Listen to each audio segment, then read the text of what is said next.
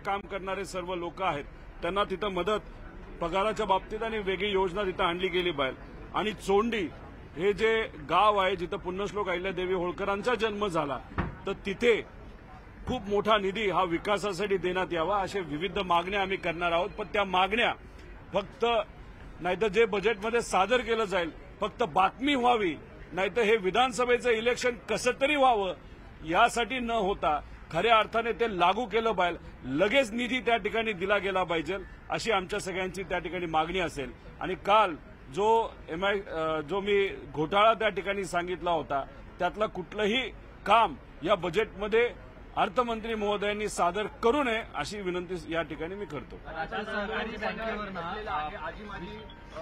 मंत्री आहेत त्यांच्यामध्ये कुठेतरी जयंत पाटील आणि फडणवीस यांच्यामध्ये वार पाहायला मिळाले, प्रत्यारोप पाहायला मिळाले।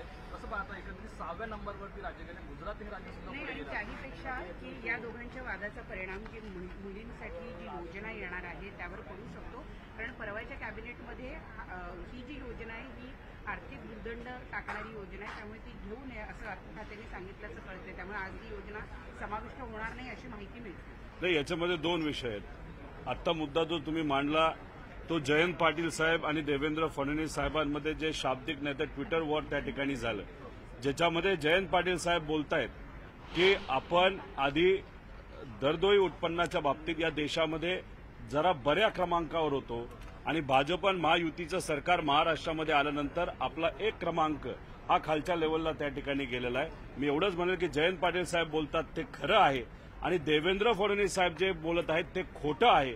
त्याचं मुख्य कारण गेल्या वेळेस आपण 5व्या नंबरला होतो आणि आता आपण 6व्या नंबरला आलेलो आहे। त्यामुळे जे काही संभ्रम निर्माण करण्याचा मुद्दा देवेंद्र फडणवीस साहेब सातत्याने त्या ठिकाणी मांडत आहेत, तर खऱ्या अर्थाने संभ्रम खोटं बोलून जर कोण निर्माण करत असेल तर ते देवेंद्र फडणवीस साहेब आहेत। त्याच्याचबरोबर कालचा जो इकॉनॉमिक सर्व्हे रिपोर्ट आला त्याच्यामध्ये आपलं जे राज्य आहे ते 7.5% त्या ठिकाणी वाढेल असं सांगण्यात आलेलं आहे, म्हणजे ग्रोथ रेट। आता 7.5% आपण जर वाढायचा विचार केला तर $1 ट्रिलियन इकॉनॉमी बद्दल आपण सगळेच बोलतो, हे सरकार येऊ दे ना ते सरकार। मग ह्याच्याप्रमाणे आपण गेलो तर 20 वर्ष आपण 1 ट्रिलियन कधीच होऊ शकत नाही।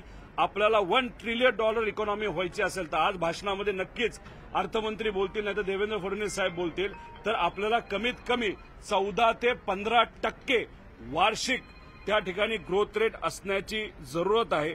त्याच्याचबरोबर आपण दुर्दैवाची गोष्ट अजून आहे, एक्सपोर्टच्या बाबतीत आपण नेहमी अव्वल त्या ठिकाणी असायचो।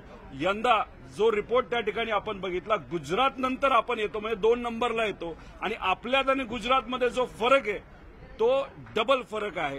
म्हणजे कुठंतरी भाजप या महाराष्ट्रामध्ये सत्तेत आल्यानंतर गुजरातची नक्कीच ताकद ही महाराष्ट्रापेक्षा दुर्दैवाने वाढलेली आपण सर्वजण बघू शकतो। त्यामुळे